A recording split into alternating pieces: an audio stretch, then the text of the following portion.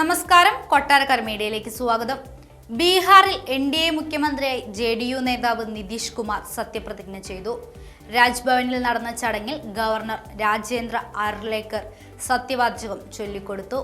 JDU, RJD, Congress Mahagathbandhan സഖ്യ സർക്കാരിന്റെ മുഖ്യമന്ത്രി പദം ഇന്നലെ രാവിലെ രാജിവെച്ചതിന് പിന്നാലെയാണ് BJP പിന്തുണയോടെ 9ാം തവണയും ബീഹാറിന്റെ മുഖ്യമന്ത്രിയായി നിതീഷ് കുമാർ സത്യപ്രതിജ്ഞ ചെയ്തത്. 2022-ലാണ് NDA സഖ്യം വിട്ട് നിതീഷ് കുമാർ മഹാഗഠബന്ധൻ സഖ്യത്തിൽ ചേരുന്നത്. BJP സംസ്ഥാന അധ്യക്ഷൻ സാമ്രാട്ട് ചൗധരിയും പ്രതിപക്ഷ നേതാവായിരുന്ന വിജയ് കുമാർ സിൻഹയും ഉപമുഖ്യമന്ത്രിമാരായും സത്യപ്രതിജ്ഞ ചെയ്തു. കൂടാതെ 6 മന്ത്രിമാരും അധികാരമേറ്റു. BJP അധ്യക്ഷൻ JP നദ്ദയടക്കം സത്യപ്രതിജ്ഞാ ചടങ്ങിൽ സാക്ഷ്യം വഹിക്കാൻ എത്തിയിരുന്നു.